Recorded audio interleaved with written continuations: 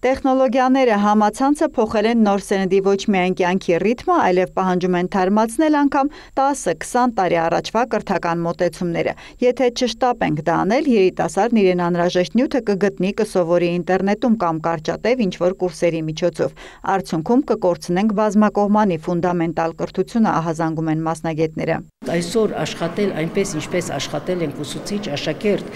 սուբյեկտ-օբյեկտ հարաբերություններում դա հնարավոր չէ։ Առաջինը պետք է վերանայել հարաբերությունները աշակերտի հետ, վերանայել ուսուցչի դիրքը եւ աշակերտի դիրքը, վերաիմաստավորել ինչ է անհրաժեշտ աշխարհի համար։ Այսօր միայն առարկա դասավանդելը շատ քիչ է։ Կրթության ու ժամանակի խզման խնդիրն առաջ են քաշել Բրյուսովի անվան համալսարանում եւ բուհի հիմնադրման 90-ամյակին նվիրված գիտաժողովների շարք սկսել։ Առաջին քննարկումը մանկավարժություն, հոգեբանություն, դասավանդման մեթոդիկա բաժիններով է։ Մասնակցում են ներկայացուցիչներ ինչպես հայաստանյան բուհերից, այնպես էլ պատվիրակներ Գերմանիա, Ռուսաստան, Չեխիա, Մեծ Բրիտանիա, Արաբական Էմիրությունների ու Մոլդովայի կրթական տարբերողակներից։ Վիրտուալ տիրույթը հասցրել է կտրուկ փոխել նույնիսկ աշակերտներից ամենափոքրերի մտածողությունը։ Դասարան մտնող ուսուցչից մինչև դասախոս պետք է պատրաստ լինեն կրթական նոր մարտահրավերներին, ասում է մանկավարժականի ռեկտորը։ Փոխվել են ամբողջովին սոցիալականացման ինստիտուտները։ Ինքը երեխան սոցիալականացումը պայմանավորում է վիրտուալ աշխարհում։ Ինքը երեխան սոցիալականացումը պայմանավորում է չափանմուշային մի խմբում, որը վիրտուալ տիրույթում է գտնվում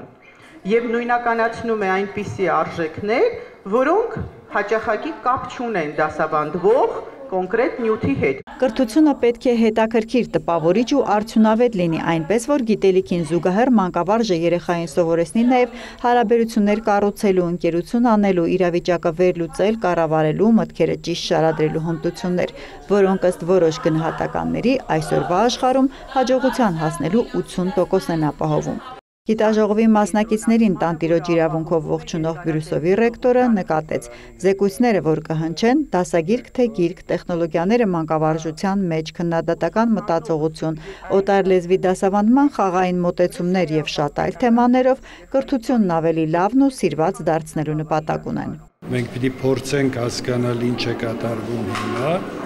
աշակերտի գլխում, վարքի մեջ, ուսանողի եւ նախատեսենք ապագան, փորձենք։